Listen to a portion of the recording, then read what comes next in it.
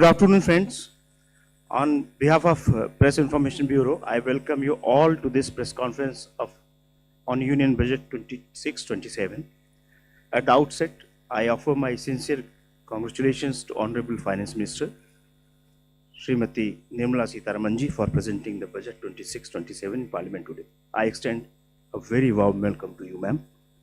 I extend a warm welcome to the Honorable Minister of State for Finance, Shri Pankaj Chaudhary ji. I also welcome Secretary, Department of Public Enterprises, Secretary Expenditure, Secretary Deepam, Secretary Financial Services, Secretary Economic Affairs, Revenue Secretary, Chief Economic Advisor. Friends, first the Honorable Finance Minister will make her opening remarks. Thereafter, we will take some questions. Please remember, identify yourself and your organization's name. And I would request you to ask one question only so that your friends can be accommodated. Thank you very much. Over to Honorable Finance Minister. Good afternoon.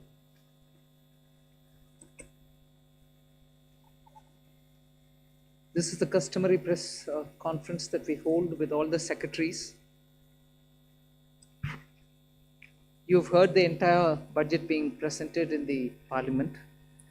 So as opening remarks, I'll just highlight some of the points which we want to draw your attention to. But subsequently, of course, we'll answer all your questions. All the secretaries are here with me. So this budget being the first one, as the Honorable Prime Minister said 2 days ago, this being the first one for the second quarter of this century, also leading towards Viksit Bharat 2047. We are laying the path and giving a push to the economy to maintain the growth momentum. And for that growth momentum or sustained economic growth, which we want to ensure, primarily we are looking at building the ecosystem with structural reforms which will go on. Reforms have been carried out. We are continuing to do the reform activities, so it will continue with an aim to make sure that we create enough environment for improving productivity and making sure employment is generated. Also, technology, 21st century, this century is completely driven by technology. So we will ensure that technology is brought in to benefit the common man, to make sure common man benefits in the sense of ease of doing living, or for his business to prosper, or for farmers for greater productivity or better logistics, whatever. So technology for benefiting every common man, and above all, with all this, inclusive development, sabka saath sabka vikas. And that is why you heard me bringing in schemes which have good allocations for bringing better health facilities, creating a cadre of people, not cadre in that sense, but a bulk of people who can come in as health workers, paramedics, and so on. And also making sure we are able to provide dignified opportunities for Divyangjan. Mental health has also received a lot of attention. So these are the side for Viksit Bharat and making sure Sabka Vikas hoega. But the idea is the advantage and the momentum that we gained since after COVID by increasing public capital expenditure will continue. We've announced that 12.2 lakh crores are coming through public expenditure this time. It is 4.4% of the GDP. I'd like you all to please notice that, which is the highest, at least in the last 10 years. It could even be highest if you were to take data earlier. No increment in capital expenditure, sustained fashion, has happened ever before. This one marking 4.4% of the GDP. Then what are the kind of things which will happen through it? You will have dedicated freight corridors. I've named Dankuni in the east, Surat in the west. Then I've also highlighted that 20 new national waterways, not national highways, national waterways are being planned. And again there, those are going to pass through some of the critical mineral areas. Orissa, where the mineral rich state, you have the waterways taking it to the port. and the 2 ports have been identified, Paradip and Dhamra. Similarly, we are also making sure that the coastal cargo movements will be enabled through a cargo route, so that through the coastal area we are able to cut down on cost of movement of goods. City economic regions, developing them is a very big new measure that we're coming up with. And for that, an allocation of 5,000 crore per city economic region. Imagine the amount, 5,000 crores in 5 years, 1,000 crore per year per city is being given, and the emphasis is going to be largely on tier 2, tier 3 cities. And then talking of infrastructure further, with the capital expenditure coming with the big number, you're having also the high-speed rail corridors. 7 of them announced. The destinations are clear, so that they become the bridge for all these economical robust centers. So those are for making sure that the infrastructure and the capital expenditure are getting tied up, and the country benefits from the ripple effects that these can bring in. The 7 strategic and frontier sectors in which we've highlighted that will increase productivity and also have new investments come in and give emphasis for India's own brand on those things is on the biopharma sector. I think that's going to be a big change in the way in which we are looking at giving capacity for those who are able to research, who are able to undertake research and development. So 10,000 crore initiative again over five years for domestic biologics and biosimilar production. This is a clear message and backed with enough substance that India's lead in the pharmaceutical sector should be kept intact, but at the same time bring in newer ways of helping the pharma sector, and also because it has an impact on human health. Semiconductor mission had 2 major announcements that will improve the India stack and also the IP related matters. Electronic components manufacturing scheme for 40,000 crores. It's a major encouragement for electronics to become self-sufficient. We have also announced establishing rare earth corridors so that India can face and be able to meet its own requirements with its materials. So once we identify and are able to explore these minerals and process them, make them available for us, our dependency on external sources for bringing in the rare earths will be lesser. And we've identified the states where we want to establish this rare earth corridors. They are going to be in Orissa, Kerala, Andhra Pradesh, and Tamil Nadu.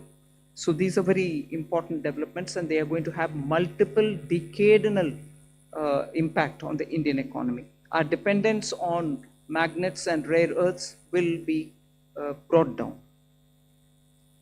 3 dedicated chemical parks, again for reducing our import dependence. High-tech tool rooms for research that will be set up in 2 locations. Very important thing is about the construction equipment being imported. That could be for building tunnels or metros or high energy and also heavy duty equipments which we are relying on imports. We want to manufacture them in India, and that is why I said, how does it affect the common man? It affects because firefighters today have novel, new, big ticket and small, very small firefighting tools and weapons or equipments. We don't have them in this country. That's why if there is a fire accident in some very congested area, our equipments are not able to reach those points. Whereas there are equipments which today are produced abroad, which can navigate those small corridors and go save people's lives. Whether they or huge ones, all of which we want to make sure that we will have production in this country itself, whether they are tunnel boring or anything else, from small to big, we want to bring in those very impactful infrastructure into India. So we'll support domestic manufacturing. Then container manufacturing is another which we'll support. I think I've gone in detail talking about the textile support in various forms. One very important announcement was made, Mahatma Gandhi Gram Swaraj initiative, which will make sure khadi, handloom, handicrafts will all be brought in, and one district, one product will all be brought in this initiative, and we'll be able to support rural artisans, rural workers, and handloom weavers in those areas. Legacy industrial corridors have got saturated. Manufacturing happening there is now very constricted because they are not able to bring in newer robotics and others. So we want to upgrade these legacy industrial clusters so that they become competitive, and efficiency comes into these places. Even more important is the champion MSMEs, small and medium industries, entrepreneurs, MSMEs, who are going to be given all the support, and three-pronged approach is being taken up there. We are giving equity support, we are giving also liquidity support, above all professional for them, so that MSMEs, the equity support is supported by a 10,000 crore SME fund, growth fund. Above all, we are also topping up the Self-Reliant India Fund with 2,000 crores. So MSMEs should not feel any dearth of resources for equity. Similarly, they shouldn't feel any difficulty for liquidity in their hands, because the TREADS platform will now be treated almost as a backed up, security backed up instrument with which they'll be able to discount and get their monies. For professional support, we're working with the chartered accountant and cost accountant institutes so that they can create corporate mitras who can help these MSMEs in filing their returns, doing their accounts, and so on. Above all, for youth and training, there's so much. You've heard the speech, so I won't want to take your time on it. High-powered education to employment enterprise, standing committees being formed so that they can recommend measures for service sector as a core driver of Vikasit Bharat.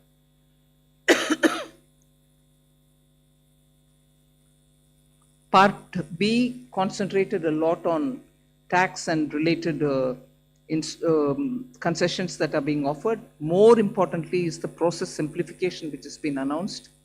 So elaborate measures have been taken.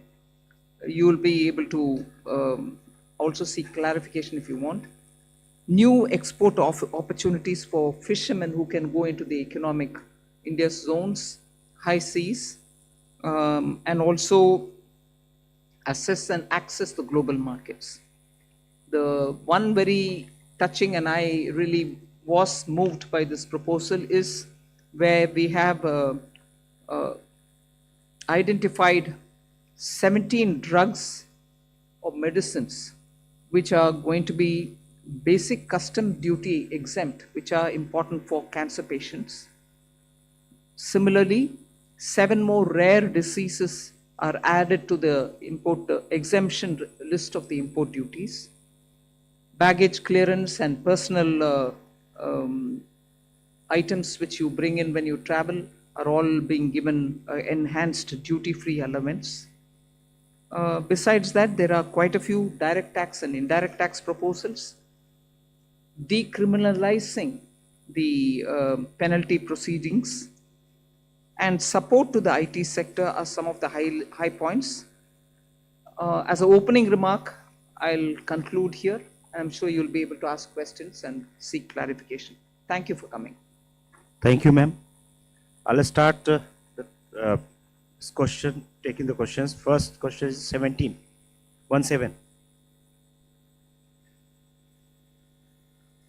Good afternoon, ma'am. Shishir here from Hindu Business Line. Ma'am, my question is that under the miscellaneous capital receipt, the provision is 80,000 crore rupees. And last year, the provision was 47,000 crore, which has been reduced to 37,000 crore rupees now. Does this mean that there will be more equity monetization this year, or there will be more focus on the asset monetization of CPSEs? So you've got it rightly. The intent is that we will have a very strong asset monetization plan in place. Last year, ma'am had announced in the budget that there will be a pipeline prepared, which is being done. So we hope to reap the dividends from that.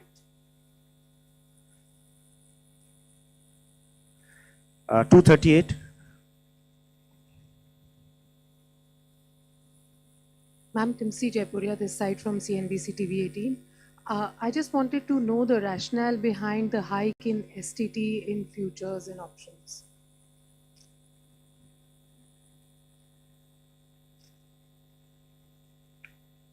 So, first of all, I believe, some confusion. In fact, the question that you have asked rightly reflects the announcement itself, that the only change made in STT is in the future and options. All the other STT rates remain the same.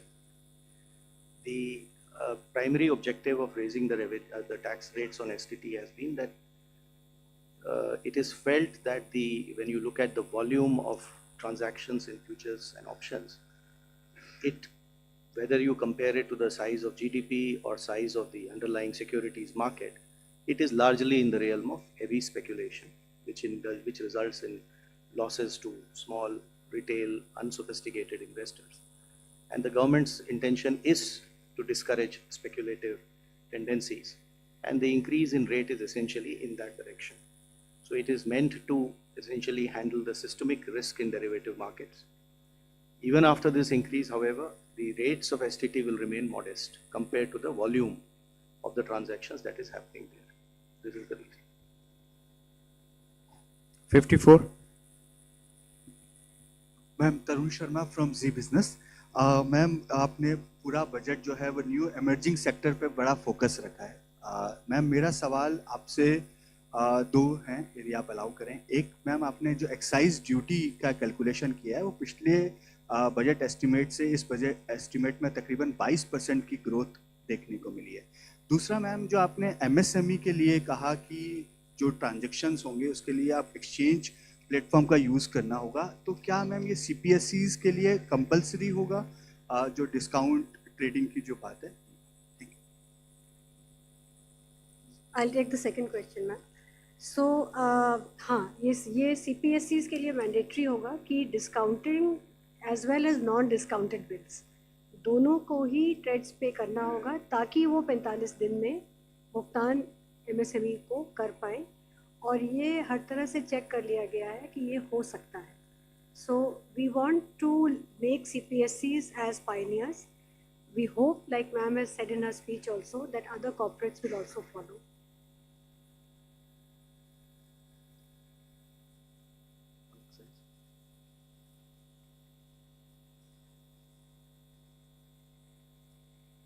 Increased by 22% from last year B to this. Because there is from 1st of February, all the tobacco products have come back into excise, and all those revenues will account for the increase of the next year. 209.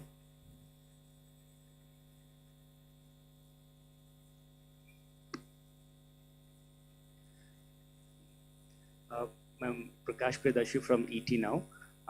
The budget has announced restructuring of PFC and REC.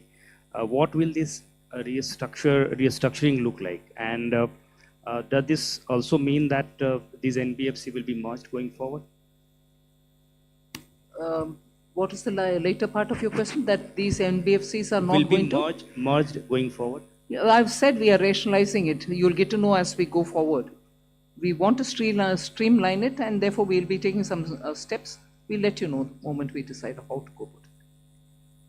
234. Hello, ma'am. Harsh Kumar from Business Standard. Ma'am, two questions. One is, you said that a high-level committee will be formed on the banking reforms in order to 2047. Are we going further for any kind of merger or something? Since government is continuously saying that we need at least two of the big banks, at least of the top 20 banks. So are we going towards that?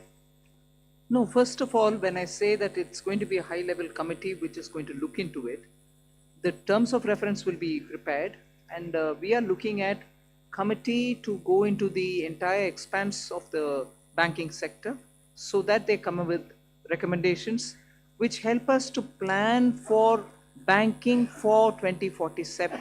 We need, by the time we become a Vikasit Bharat, 2047 is our goal. We need to understand what are the other steps that we need to take in the banking area, and based on the recommendations, we'll go forward. But we have the Secretary, Department of Financial Services. We'll ask him to also give speech. Please. Ma'am, I think you have rightly responded. There are large number of aspects relating to the banking requirement. For example, the credit to the GDP, commercial credit to the GDP ratio low, and the expansion of the banking network, and what kind of the procedures currently we have that is impeding both the deposits as well as credit. All those aspects will be looked at by an expert panel committee, and well, we will definitely have TR, and then also consult the all the stakeholders, and the government will take a view on how to lay strong foundation for 2047 Viksit Bharat. Ma'am, one more question. 229. Left side, yes. Ma'am, Premangshu from Ananda Bazar Patrika. Ma'am, have you consciously avoided announcing any bonanza for the poll-bound states? And secondly, can you elaborate on this East Coast corridor, industrial corridor you announced?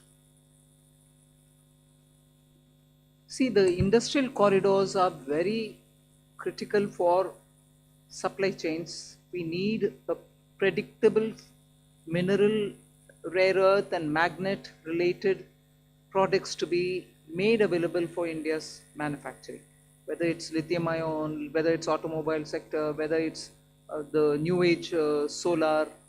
You need these rare earths to be processed and be made available. We have enough raw materials. The coastal areas are rich in these minerals, and therefore states also felt, I mean, I must credit that the interaction that I had with the finance ministers pre-budget, many states felt that there are rare earths which they can utilize. We then sat up in the budget group that we have, Revenue Secretary, DFL, Secretary DA, and thrashed out, talking with the states. What are the kind of things that we can do so that their capacities to extract these minerals, process them, make them something which the industry can benefit from. So India can be less dependent on imports of these materials. That is where, having spoken to states, we thought it's very important to recognize the corridor and give a policy for it so that industries can invest, private sector can come in, governments, state and center can come together on it. That is where these corridors were announced. And looking at the success of the defense corridor, I can confidently say these rare earth corridors will make that big a difference to the Indian economy.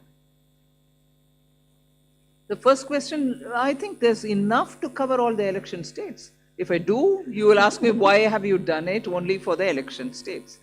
Now I've done it for election and non-election states as well. You want me to spell out what has been done only for the election states? I'm quite happy to do it. 262, front.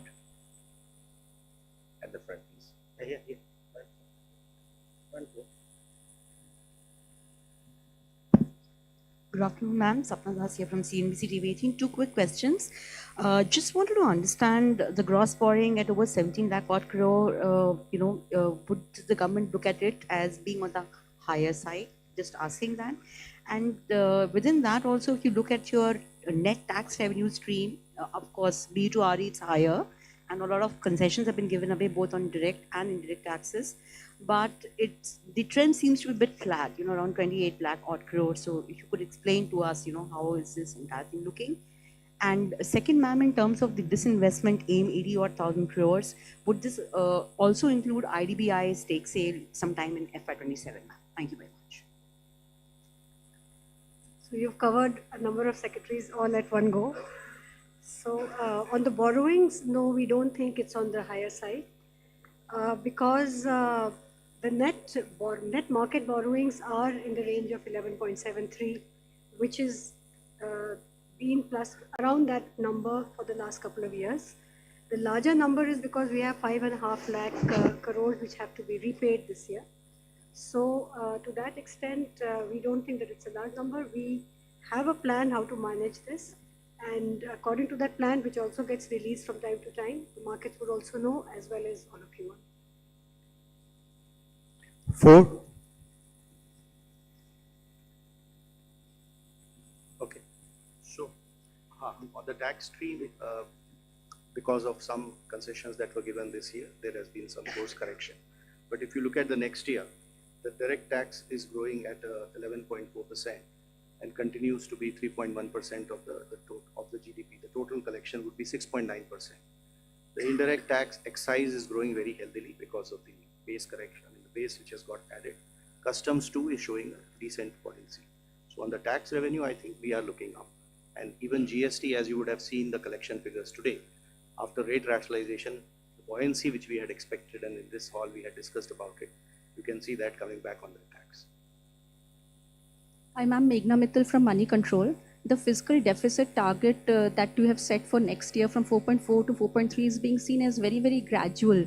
Is there a specific reason, or is it because of the global uncertainties as one of the major factors for being such a gradual fiscal consolidation plan?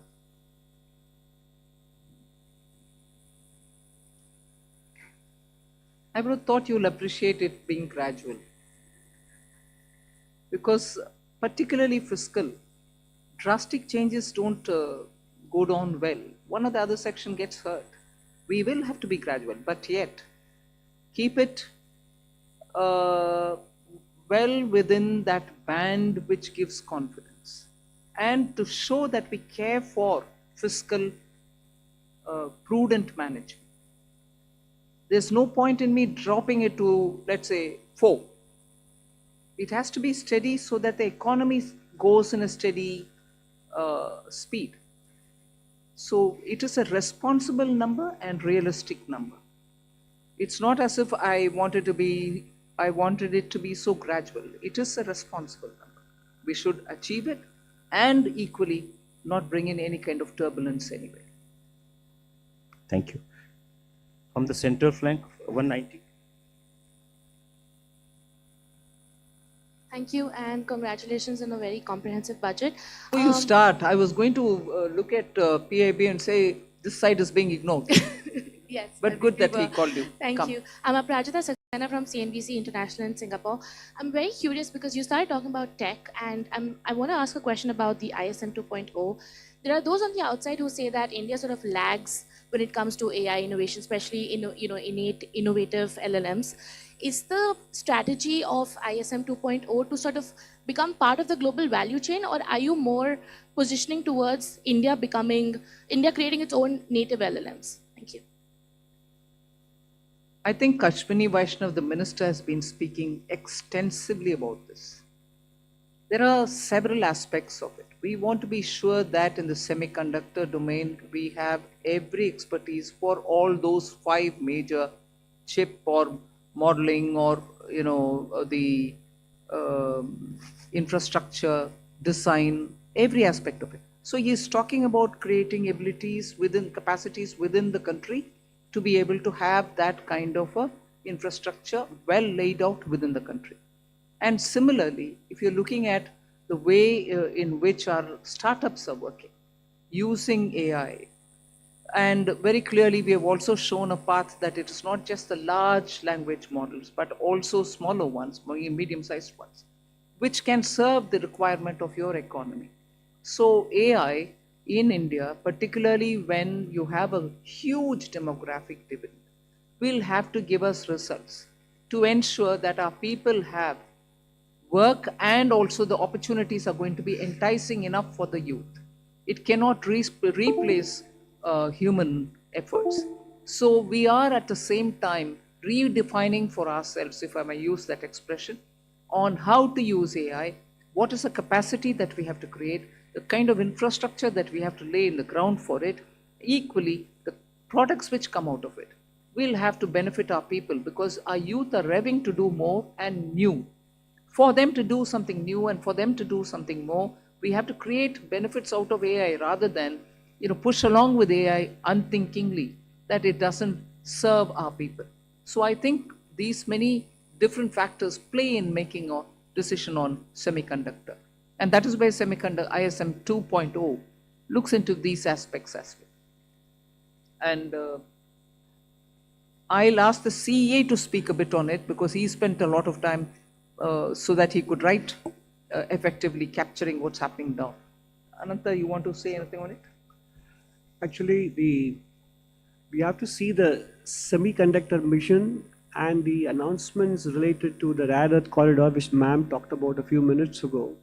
All of them as part of the framework that we presented a couple of days ago here on the strategic resilience part. So, in fact, many elements of this ma'am's budget speech focus both on equipping us to handle the AI-related technology as well as skilling the population in areas where they can be immune to some of the AI-related impacts as well. So it covers both dimensions, and therefore the semiconductor mission, the rare earth corridor, and also some of the Part B announcements ma'am made about the various electronics and the manufacturing sectors were all part of the initiatives to make sure that we make ourselves strategically resilient in a very fraught global environment. 138 at the back side.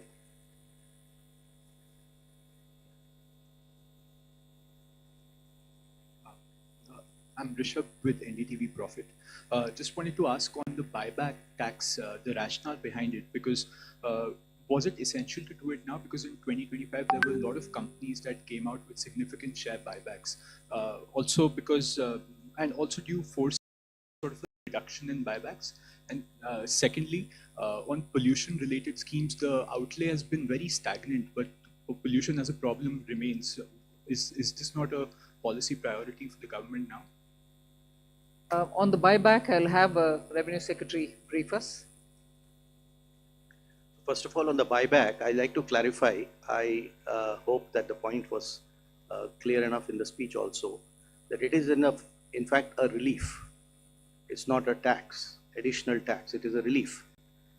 Buyback tax system was changed to make it as a dividend income, which is income at the applicable income tax rate at the hand of the shareholder.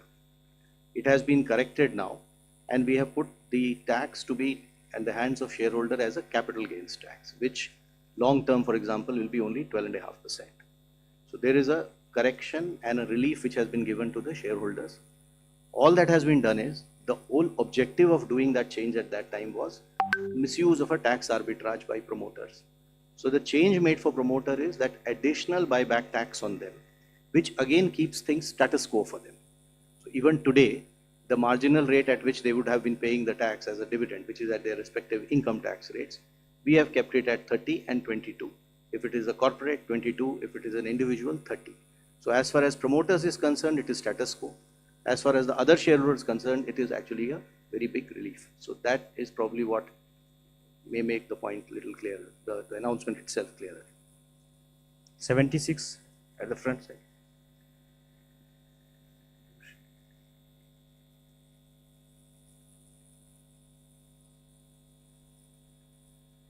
So pollution is a priority with government, and not everything has to appear at the budget speech is how I would put it, ma'am. So we are working with many state governments on projects related to air pollution, even water pollution. There is a significant budgetary outlay on sewage control as well as drainage. And as it was noted, you would have seen the Finance Commission recommendations also. A large portion of the Finance Commission grants to the local bodies, urban and rural, is tied to water and sanitation, particularly I would say sanitation. So pollution of all kinds remains a top priority, and there are different ways in which we are trying to tackle it. Hello, ma'am. Ma'am, I am Monica from Business Standard. Ma'am, I have two questions. Ma'am, I am here. Ma'am, I have two questions with regard to customs.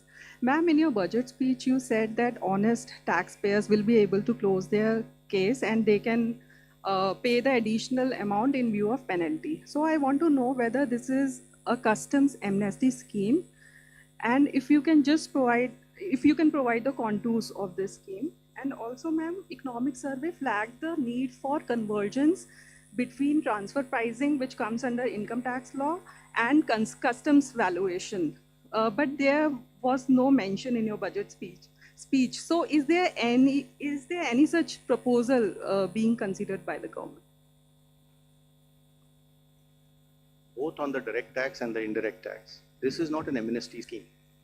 This is essentially an offer given to the honest taxpayer who would otherwise, when he gets to know that he has to pay the duty, he will like to pay it. But because our laws require him to also pay a penalty on that, the negative connotation associated with being penalized, which he has to obviously disclose at some point of time, does create a situation for him or an incentive for him to rather dispute the duty, even though he may not want to do it. So the window that we are giving to the taxpayer is that you will, if you are willing to pay your tax or whatever is the duty, instead of penalty, that same amount you can pay in the form of an additional amount. So it will not be either a relief or an amnesty. At the same time, this amount that you pay will not be treated as a amount which you have paid as a penalty, and therefore that negative connotation will go away. You may have seen that there is another announcement of a similar nature on the income tax side, where when it comes to the cases of underreporting today, there is a provision under which you have to pay tax, interest on tax, and a 50% penalty. If you are willing to accept the demand and not go on appeal, you need not pay the penalty of 50%. You can go ahead and pay your tax and interest, and the matter is closed. What we have done is expanded this window and included even misreporting cases, where penalty is otherwise 200%. But there again, we are telling him that you can settle it by paying the tax, the interest on tax, and this 200% get reduced by half. You pay 100% as an additional income. The idea here is that if you are an honest taxpayer, accept the fact that you have to pay the duty. We will not like to brand you by using the word like penalty. That is these two windows are essentially meant to take care of those situations, which is why reference to an honest taxpayer.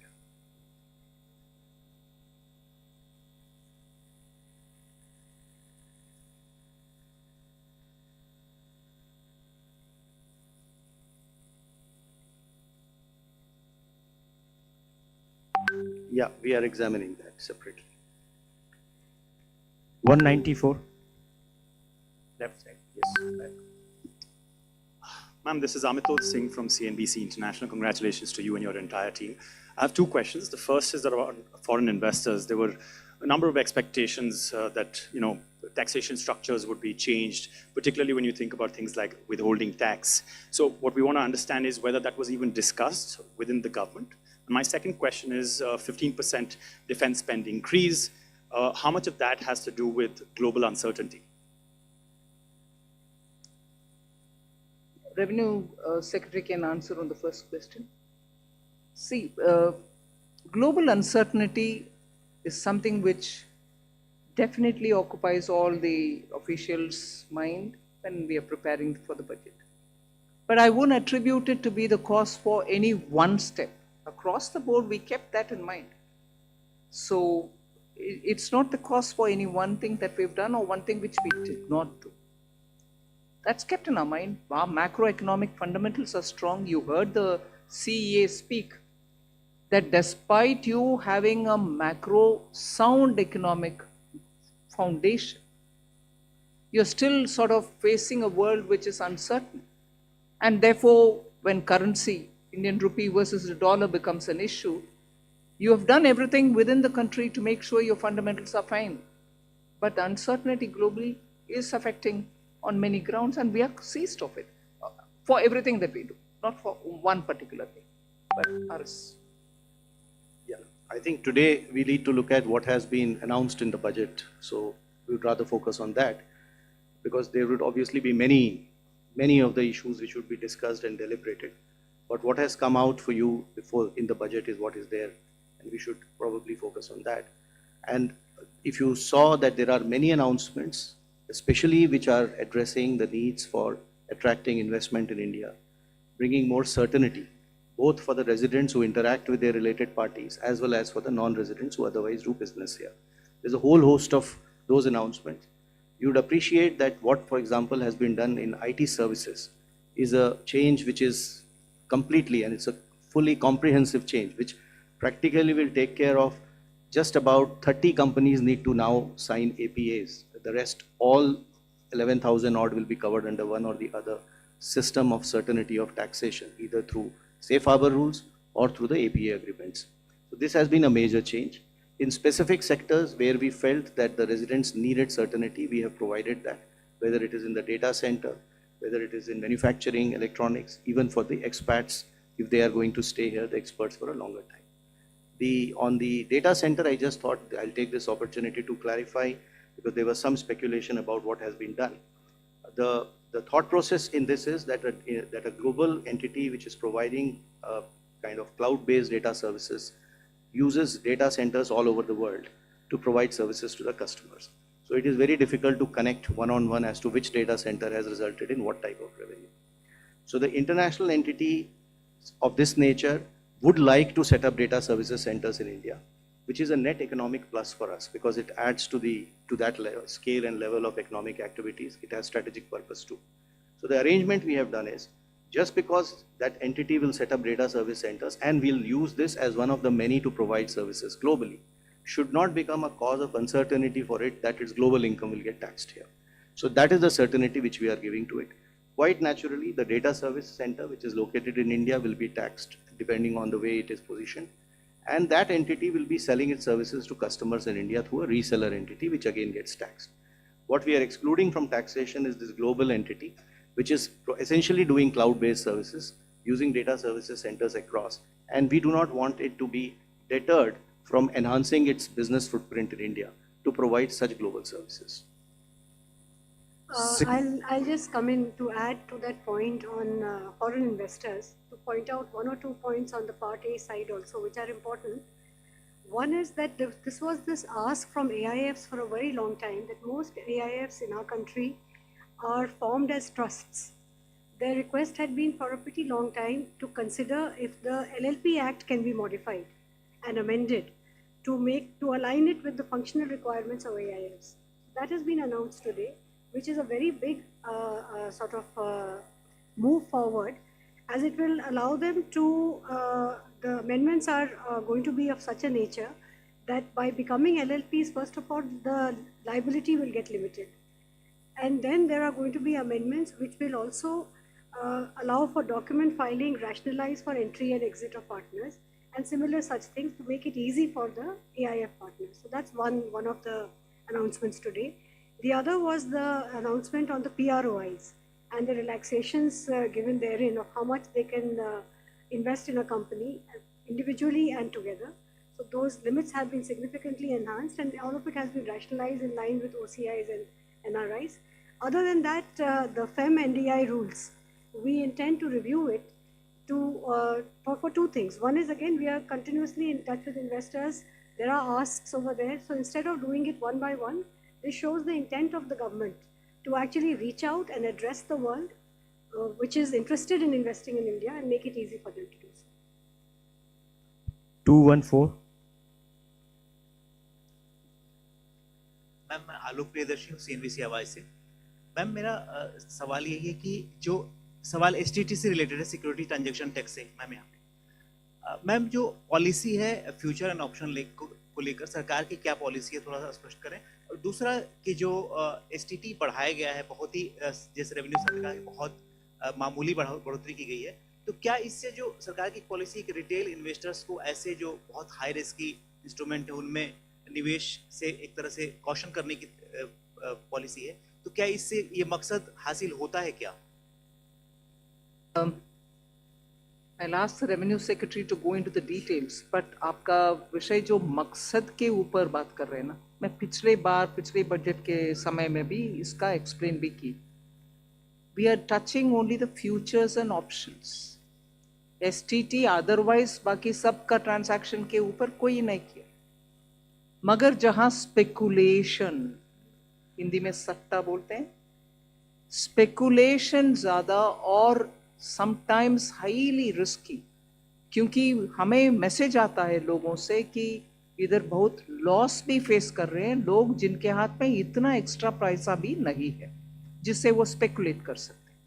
So this nominal increase is purely aimed at high speculation, only to deter them. मकसद बोल रहे हैं, हाँ, उनको थोड़ा discourage करने के लिए। हम इसके खिलाफ नहीं है, ज़रूर एक्टिविटी जो होता है उसका रेस्पेक्ट करते हैं, मगर इतने लॉस और इतने छोटे छोटे लोग का लॉस को सरकार देखकर कैसे आप चुप रह सकते हो? डिटर करो थोड़ा उसको पीछे हटने के लिए, बस उतना ही। So the tax is only one element of the kind of supplementing or supporting that policy, which is what I explained before. And as far as the rest of what and how this market has to be regulated is probably for the market regulator to respond better on that aspect. 67 from the center. I'm Pallavi from CNN News 18. Little political question because the reactions are coming in from the opposition parties. Rahul Gandhi specifically says that the budget has failed to go in for a course correction and that it's not addressed. With due respects, I don't know what course correction he is referring to. Economy and its fundamentals are strong. Global uncertainty is facing many of our sectors for whom we have brought in so many different schemes for those small and medium enterprises, for textiles, for leather, for shoe uppers, for people who are working in the rural areas, schemes for benefiting them, for even the farmer and value addition, for women entrepreneurs who are chote groups, self-help entrepreneurs, the marts that we've come up with.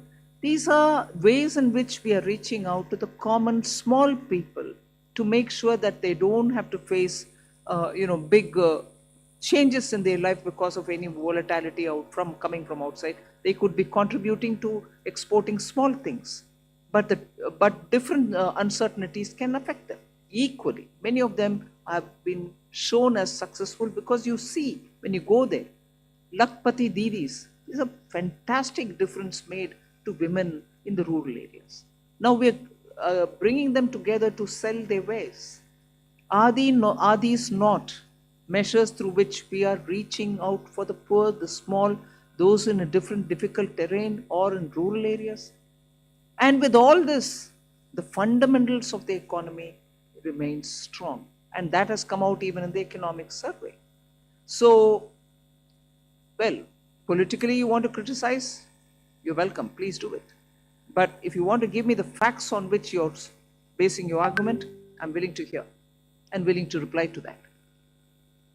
16, the center. Ma'am, I am Bani Kinkar Patnaik from the Economic Times. Ma'am, I think probably one of the most important features of this budget is that for the first time in probably many years, your effective capital expenditure at 4.4% of GDP is going to be slightly higher than your fiscal deficit, projected fiscal deficit for the next year. So it means, I mean, in other words, you will be using more than your entire borrowed resources. You will be deploying that in productive spending. So I wanted to ask you that, whether it is going to be the new normal in the coming years. And ma'am, one clarification I needed. This VV Jiramji scheme, you have allocated more than 95,000 crore. At the same time, I see that, Narega has also got 30,000 crore. So is it going to be on top of that, or because Jiramji scheme is supposed to replace this Narega scheme? I'll ask the Expenditure Secretary to respond on that. On the new scheme, the Jiramji, the budget provision has been provided exactly as what you would have seen when the bill was being presented and the act was there. So we have gone exactly whatever is required has been provided. Now on the old scheme also having some money, in fact, it's a legacy of the inefficient way in which the scheme was, the MG and Narega was being implemented by the states. So there is some carryover of liabilities, 30,000 crores. So that we have taken the responsibility of verifying and fulfilling it. So that's why we have kept that, but otherwise fresh implementation will be on the new provisions.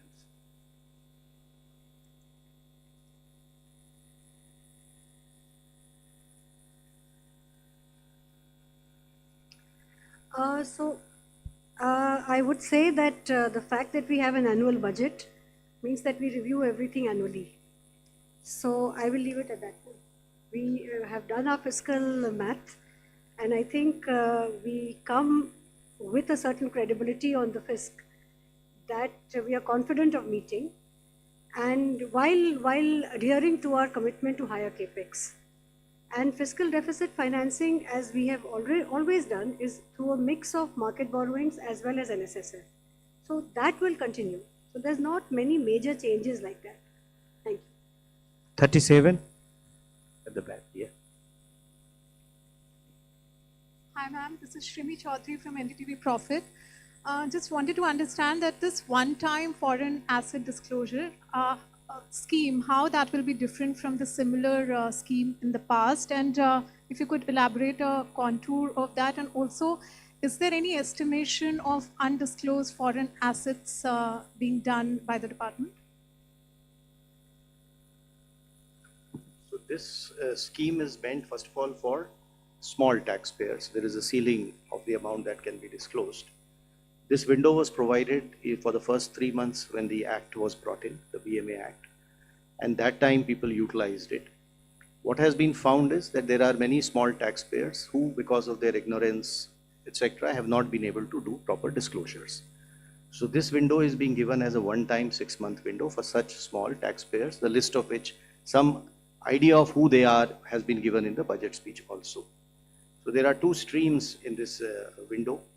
One is of the people who have paid their tax, the income is disclosed and is quite transparently known. All that they failed to do is they were not able to disclose the asset, foreign asset that they had because of that. Which means they will be able to prove that the income was put to tax.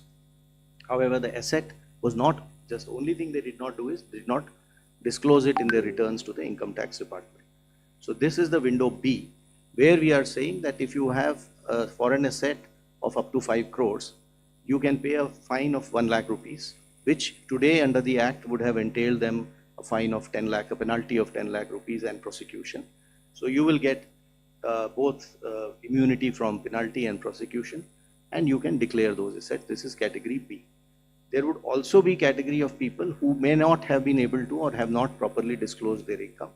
This is the category A, for which this limit is 1 crore rupees. So 1 crore rupees of foreign asset or income, if they have not disclosed, then they can disclose it during this window. In this case, however, they will have to pay the tax as well as 30% tax and then 30% additional tax on top of that, and a certain amount of interest. Again, they will get immunity from penalty and prosecution. The idea is to essentially help those NRIs, returning NRIs, students, some professionals, people who have gone out, people who may have got ESOPs, any kind of such assets that they may have outside. They'll be able to disclose it and be able to protect themselves against penalty and prosecution and come clean. And it has been structured in a manner that it addresses only small assets, and secondly, it is something which will be helping them to also get away from all the procedural problems of penalty and prosecution. 25. Hello, ma'am. Ruchika Chitravanshi from Business Standard. Ma'am, while you have stated that global uncertainty was playing on the minds of officials across the board, if I may ask you, what was the one challenge that you were trying to address, or economic concern that you were trying to address in this budget? And we said global uncertainties play in the minds of all the officials. It is a truth that all of us are watching, that global uncertainties are really of the magnitude that we've never seen before. So naturally, we had to assess for ourselves the various ways in which these uncertainties are playing out. So all of them are equally important. 243.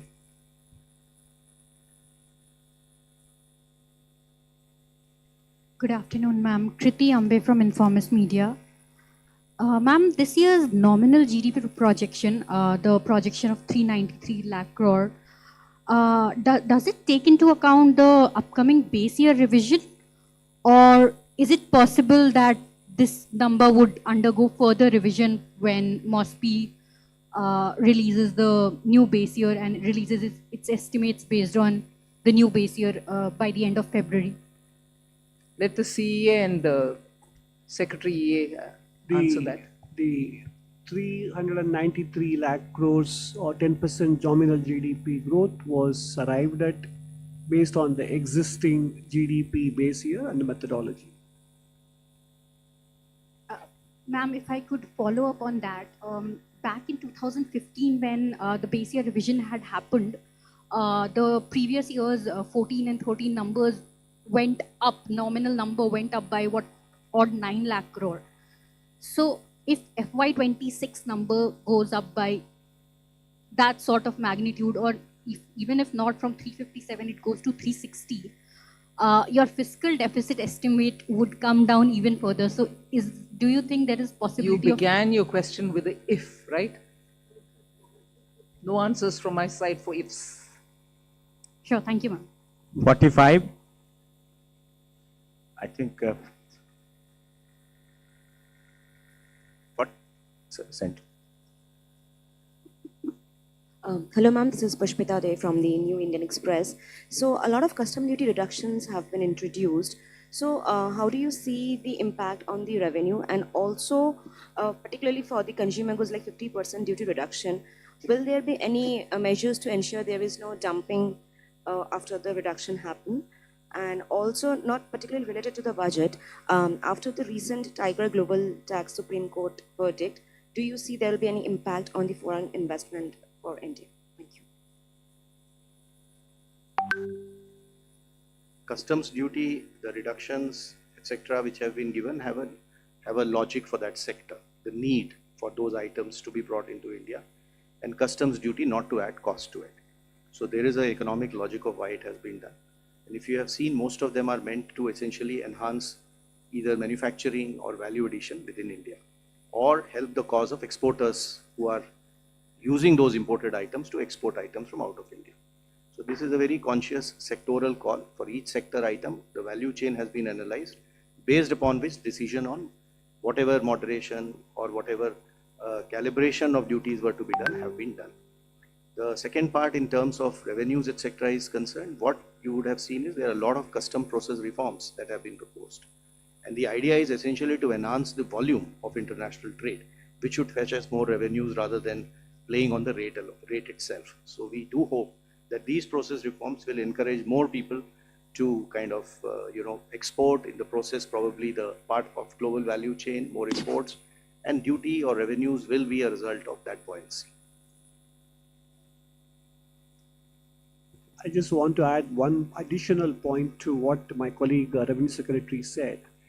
If you look at many of the customs duty reliefs given in Part B, you have to read them in conjunction with the announcements made in Part A on manufacturing. So you look at electronic component manufacturing and you look at the concessions given in Part B, there is a certain logic, alignment and synergy between the two. So that's exactly what you need to focus on. So actually, the fear of dumping there, will you be monitoring it? We are looking at only those sectors where we need to have our production capabilities improved, and raw materials shouldn't be a constraint on those items which are necessary for us. So it is a very calibrated way in which we've done it. 39. Thank you, sir. Congratulations, ma'am, and everybody. Karishma from Business Today. Ma'am, I just want to also continue the question on the rural employment scheme. A couple of states have shared skepticism and apprehension if they'll be able to fiscally absorb it and if they have the appetite on the cost sharing for the scheme. Ma'am, second, just a follow-up question, if there could be an update given on IDBI disinvestment. I think the Agriculture Minister has spent a lot of time interacting with states to tell them what actually is Vikasit Bharat Gram, the G Ramji program is about. It is not about money. We have continuously given. That's why you heard Expenditure Secretary say, Manrega, balance which had to be carried forward, had to be provisioned for, we had to pay them back. Although inefficiently spent, we have to still give them, though we made the provision. And Vikasit Bharat Ji Ramji as was at the time of the act getting passed, whatever was predicted was going to be provided, we provided for that. So I think there need not be any doubts in the minds of what is going to happen about rural employment guarantee scheme. In a way, the new scheme actually understands how efficiently it can function in the ground. Inefficiencies have been removed from it, and the money allocation proves that we have put the money where we spoke about. So that's fine. All disinvestments which have been approved by the cabinet earlier, that list will continue to be before us, and we will carry forward every such. And on specific, if you want to know, we have our Deepam secretary. Please do tell.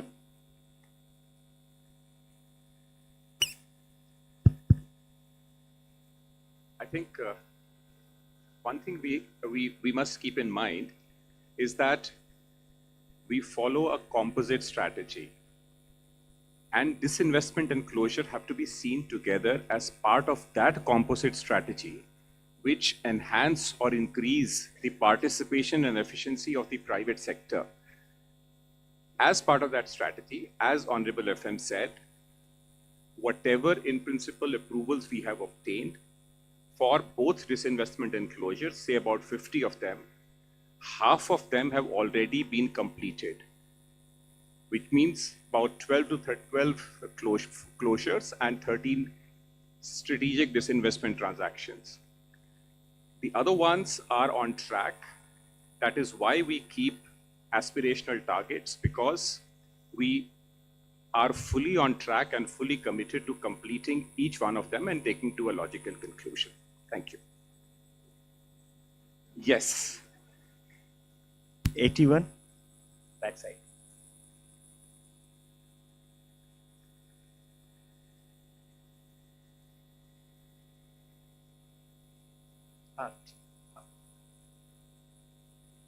नमस्ते, मैं Krishna Mohan Sharma, Bharat express से। मेरे दो छोटे छोटे सवाल हैं। एक तो मुझे याद है कि दीपावली के दिन मैंने पूछा था कि फार्मास्यूटिकल सेक्टर में क्या करेंगे, तो आज आपने पिटारा खोल दिया उसके लिए। I am very happy. दूसरा सवाल मैम ये है मैम कि यूनिवर्सिटी टाउनशिप बनाने की आपने 5 बात की, क्योंकि डेवलप्ड इंडिया के लिए बहुत ज़रूरी है। लेकिन प्राइमरी एजुकेशन और सेकेंडरी एजुकेशन, जो कि हमारे बैकबोन है ग्रोथ का भारत के लिए, उसके लिए इसमें क्या है? और दूसरा, अभी मैं एक शो करके आया हूँ, उसमें लोग पूछ रहे थे कि मिडिल क्लास के लिए बजट में क्या है, बजट में क्या है?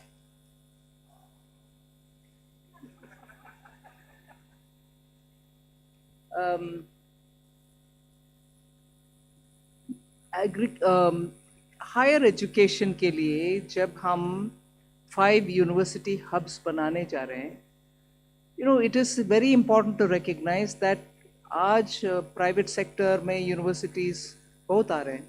स्टेट्स का मन लग रहा है कि और हायर एजुकेशन सेंटर्स ज़रूर है, होना चाहिए। इन सब को सुनने के बाद हम हायर एजुकेशन में और ऑप्शंस ले आ रहे हैं, जिससे हर तरह का कोर्स उस हब्स में बने। Our students don't need to go out in case उनको वीज़ा नहीं मिला और बोरोइंग करके जाना है। उस क्वालिटी का एजुकेशन भारत में ही हो, इसीलिए जितने भी स्टेट्स वो क्या बोलते हैं, चैलेंज मोड में आकर के बोलेंगे कि हम ज़मीन देने के लिए तैयार है। मल्टी स्पेशलिटी हॉस्पिटल जैसे बनाते हैं, ऐसे universities with different types of courses can all come and set up, and this will also mean partnering with universities abroad.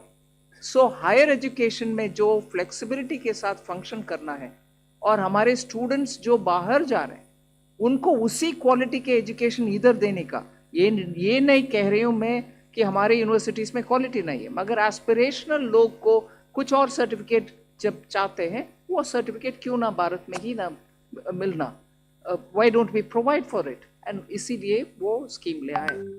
So it does not immediately mean that we are not going to be spending on primary and secondary.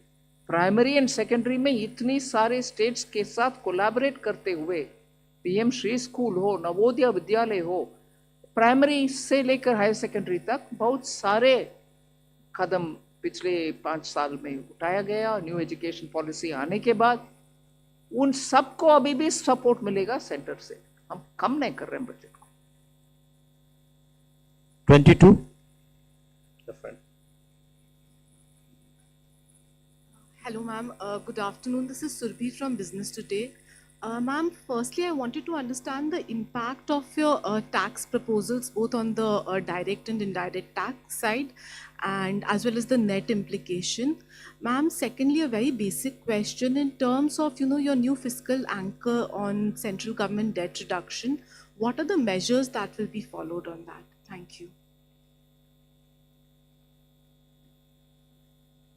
So on the new fiscal anchor, we, like it has been announced, the glide path will be continued, and fiscal deficit, in other words, shall be the operational target to attain the debt to GDP. So it's not that we are going away from the fiscal deficit. It's not going to be the monitorable target. The target will be the debt to GDP that we are going to be monitoring. But both do work in tandem, and that is understandable. That's the way we are anchoring this.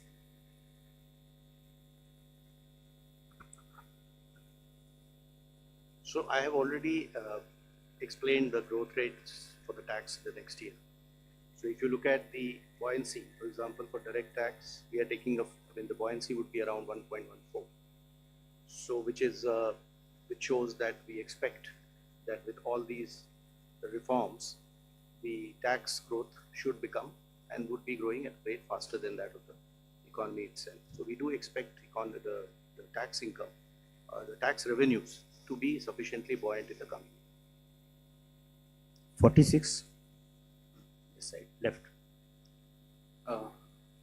Ma'am, this is Priyansh from Money Control. I have two questions. One is on the GST. So the GST numbers that the target for FY27 is 2.5% lower than this year's target. So although there has been, this is due to the reduction in rates, but when can we expect the growth to be in the positive territory? And second question on the nominal GDP number, have you taken under consideration the conclusion of the trade deal with US on the nominal GDP? And if it is concluded, can it be higher?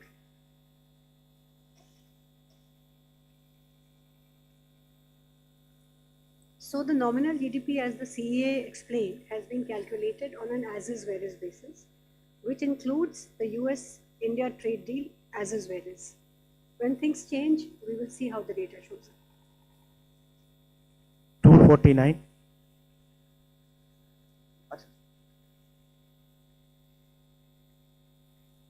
GST revenues, what is the question? Can you repeat it? No. You will have to account the fact that compensation cess is not going to be there the next year. So you'll have to exclude that, which is why you would see our monthly figures are showing other than compensation cess. That is the right number to look at. Hello, ma'am. This is Priyoshmita from Informist Media. Ma'am, since you mentioned that gross borrowing for FY27 is not particularly high, can we expect more buybacks this year as well to bring down subsequent repayments? And secondly, are you looking to switch bonds with the RBI as well to manage your repayments? You did this this year in May after a gap of 2 years. Thank you. So the reason we do buybacks and switching is basically to reduce our repayment burden and to mitigate the bunching up effect, and also to manage the costs. So we did a significant switching of high coupon securities this year. Next year, this 5.5 lakh crore which needs to be repaid, as they keep coming up, we will be taking decisions closer to those, while work is continuously going on this in one division of DEA. 24. Mike. Ma'am, this is Rajesh Singh from ANI. My question, could you clarify some measures in the budget to boost savings? Because there was some demand by bankers for FDs to be linked with like equity benefit, or NPS scheme were demanding some kind of tax benefit. Because we need greater savings for greater growth. We need greater savings for greater role, all right, and the banks know how to do it. 9.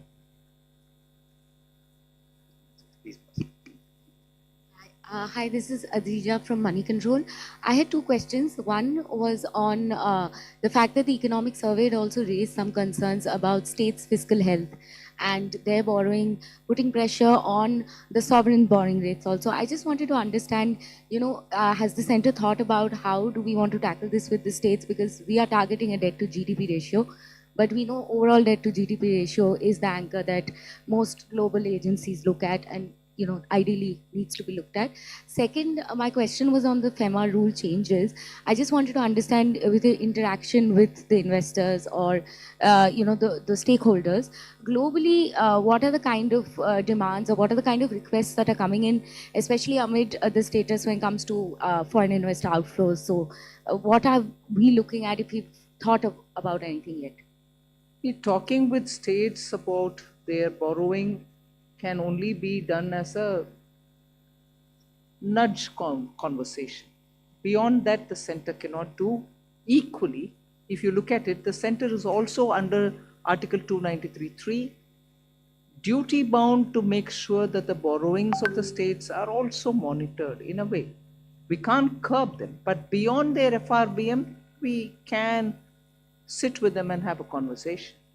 But that's about where it is. And I think largely states understand their duty under the FRBM Act.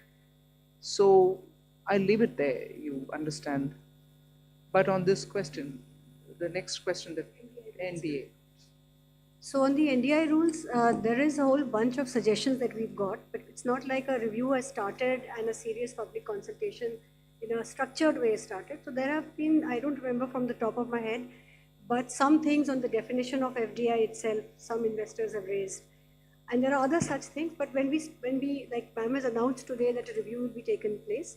So when we start the process formally, there will be formal interaction with investors and we'll take it forward. 237, third row. इसके बाद दो लोग बचे हैं. Last two questions after this. I'm Nico Jori from Reuters. Ma'am, I have two questions. One on your announcement on exempting foreign companies that provide capital assets or equipments to contract manufacturers.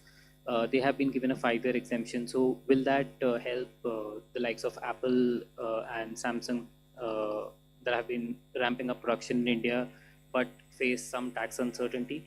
And second, on the tax holiday for data centers, would that be extended to existing companies that have existing foreign companies that have data centers?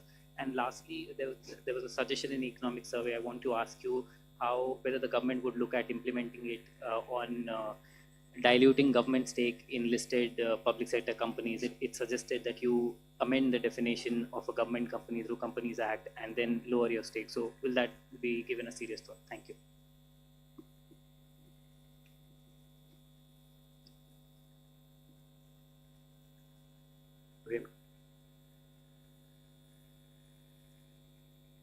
See, the contract manufacturing, that is the toll manufacturing exemption that has been given, essentially is for the companies which will give their capital goods.